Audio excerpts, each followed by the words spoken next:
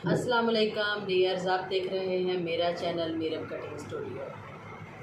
आज हम 6 साल की बच्ची के लिए एक बहुत ही प्यारा सा फ़्रॉक तैयार करेंगे जो कि 1 पीस मरीला कटिंग में होगा। तो इसके लिए कपड़ा मैंने ले लिया है और कपड़े की जो टोटल मेरे पास लेंथ है वो है 2 मीटर। तो 2 मीटर कपड़े को मैंने इसको श्रिंक भी कर लिया है और इस्त्री भी कर लिया है। तो ये जो कपड़े की ये जो कन्नी वाली साइड है ये है मेरे पास लंबाई, कपड़ा मेरे पास ये डबल फोल्ड में है।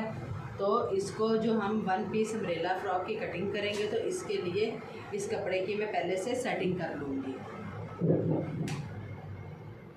एक कोना पकड़ के ये जो डबल फोल्ड कपड़ा है इसको मैं यूँ बिछा लूँगी ट्रायंगल शेप में, और इसकी जो ओपन साइड है वो मेरी तरफ होगी। और अब हम यहीं पे इसकी फ़्रॉक की कटिंग शुरू करेंगे। जो हमारी फ़्रॉक का शोल्डर है वो हमने 11 इंच तैयार करना है। तो मार्जिन के साथ वो हो जाएगा 12 इंच। तो 12 इंच का हाफ है 6 इंच। तो मैं यहाँ से रख के इंची टेप को यहाँ तक नापूंगी कि 6 इंच कहाँ तक आता है, ताकि हम अपने आर्म होल की मेजरमेंट ले सकें। तो यहाँ तक मेरा 6 इंच फिक्स बैठ रहा है। तो मैं यहीं पे एक सीधी लाइन खींच दूँगी।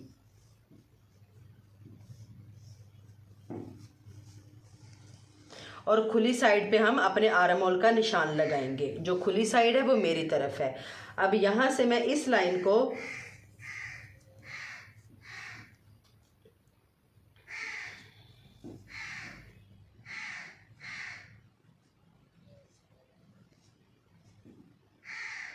यूँ मार्क करूँगी और इस लाइन को भी मैं 6.5 हाफ इंच बढ़ा के इसके मैं जो है आर्म होल का निशान लगा लूँगी।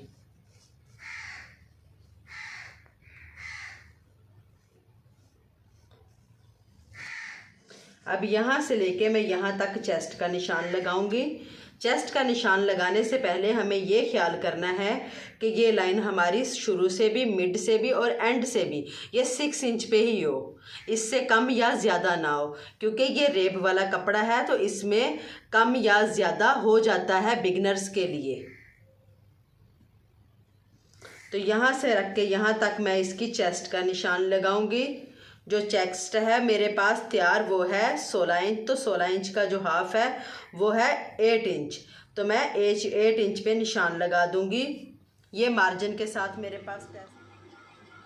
इसके बाद अब हम इसकी कमर की मेजरमेंट करेंगे। तो 6 ईयर की बेबी के लिए जो उसकी कमर की मेजरमेंट है वो 11 इंच इनफ है। तो मैं एक मार्क 11 इंच पे कर दूंगी और इस लाइन को भी हम बिल्कुल स्ट्रेट खींच देंगे।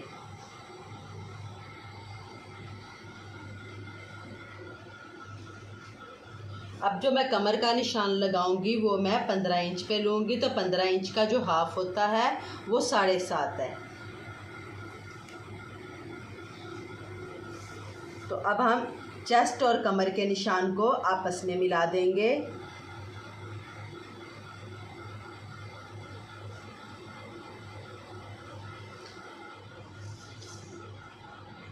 इसके बाद मैं फ़्रॉक की लंबाई लूँगी। तो जो लंबाई मैंने तैयार करनी है वो मैंने करनी है 25 इंच। और मैं इसमें 2 इंच मार्जिन डाल के 27 पे एक मार्क कर लूँगी।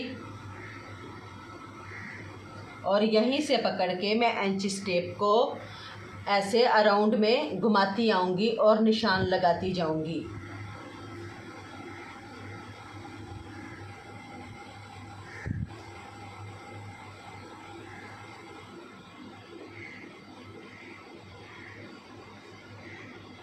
बिल्कुल हमें इंच स्टेप को बिल्कुल ये नेक वाले हिस्से पे रखेंगे और 27 इंच पे हम इसको बिल्कुल मार्क कर देंगे। और अब हम कमर वाले निशान को यहाँ नीचे जहाँ हमारा इसके फ्लेयर का निशान ख़त्म हुआ है इससे मिला देंगे बिल्कुल तिरछी शेप में।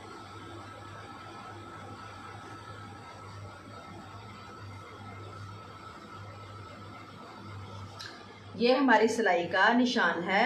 अब हम इस पे कटाई के लिए भी एक निशान की मार्किंग करेंगे।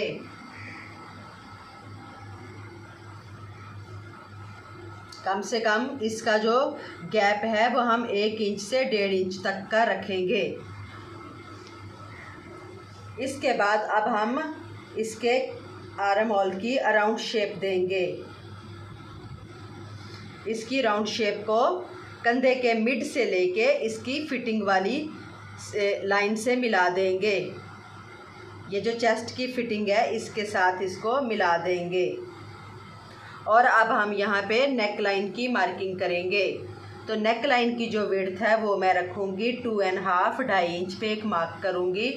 और फ्रंट लेंथ जो है नेक की मैं उसकी 3 पे एक निशान लगाऊंगी। अब हम फ्रंट और बैक नेक लाइन की राउंड मार्किंग कर देंगे एक साथ। इसी तरह ये मैं बैक नेक लाइन की भी मार्किंग कर दूंगी। उसका जो है विड्थ वही रहेगी और इसकी जो ये डीपनेस है ये 1 इंच होगी। और यहाँ से भी मैं हल्का सा इसको तिरछा मार्क करके इसके नेक लाइन की मार्किंग के साथ मिला दूंगी।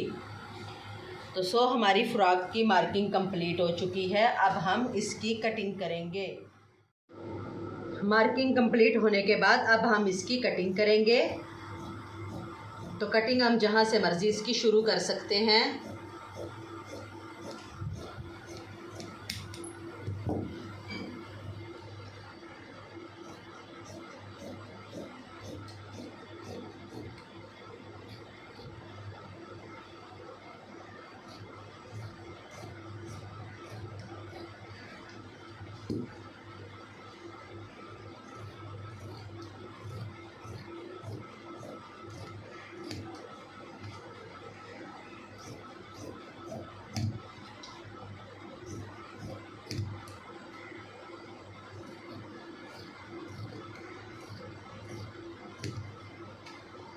अब हम चेस्ट पे भी एक यहाँ पे कट का निशान लगा देंगे और कमर में भी।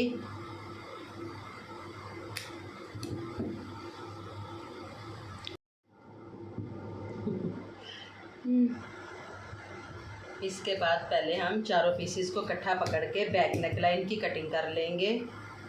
और इसके बाद हम बैक पीस को बाहर निकाल के फ्रंट पार्ट की कटिंग करेंगे।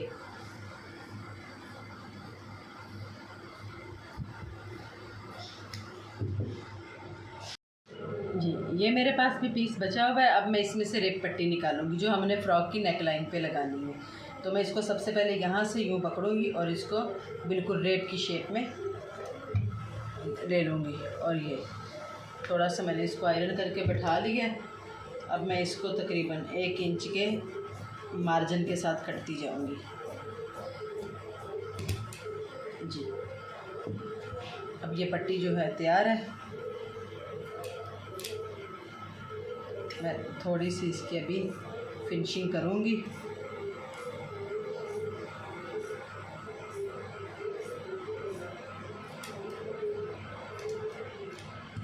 जी, ये हमारी रेप पट्टी नेक लाइन के लिए रेडी है। जी, फ्रॉक कटिंग हो गई है। उसमें से जो एक्स्ट्रा कपड़ा बचा है वो हमारे पास यही है। तो अब हमें इसमें से स्लीव भी निकालने हैं। तो स्लीव के लिए मैं सबसे पहले इस लंबाई के रुख कपड़े को देखूंगी।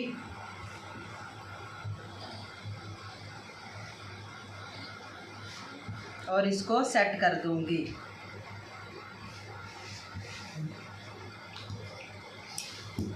और इस कपड़े को मैं यहाँ से कटिंग करके बिल्कुल बराबर कर लूँगी।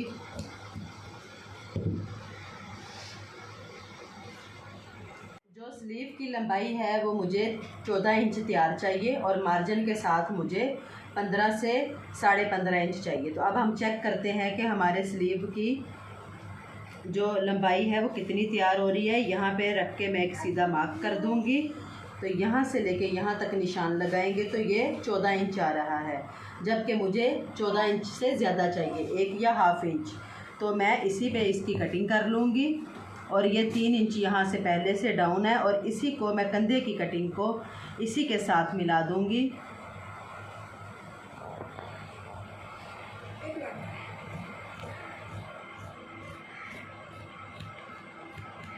देखिए, इसी में से हमारे स्लीव की कटिंग बहुत प्यारी हो गई है। और अब मैं अपने कंधे के मुताबिक इसकी स्लीव की मेजरमेंट करूँगी। तो मेरा जो फ़्रॉक का आर्म होल तैयार है वो है 6.5, तो मैं एक मार्क 6.5 पे कर दूँगी और यहाँ पे कट का निशान लगा लूँगी।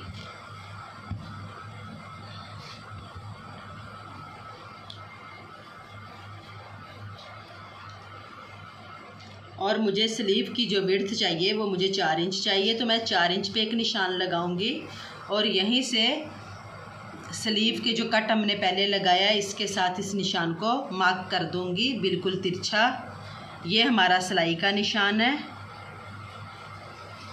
और एक मार्क मैं इससे थोड़े से गैप पे कर दूंगी जो कि 1 इंच का है। तो मैं अब इस पे इसकी कटिंग कर दूंगी।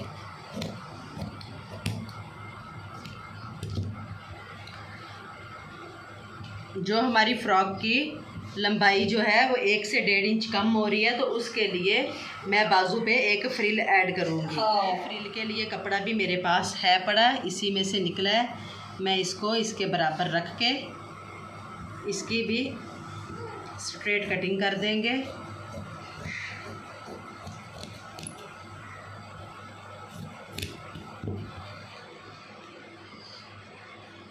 ये जो कपड़ा है इसकी विड्थ 2.5 इंच है और ये 1/2 इंच इसके साथ अटैच हो जाएगा। 1/2 इंच फ्रंट पे आके इसकी फोल्डिंग हो जाएगी, तो ये 1.5 इंच बचेगा।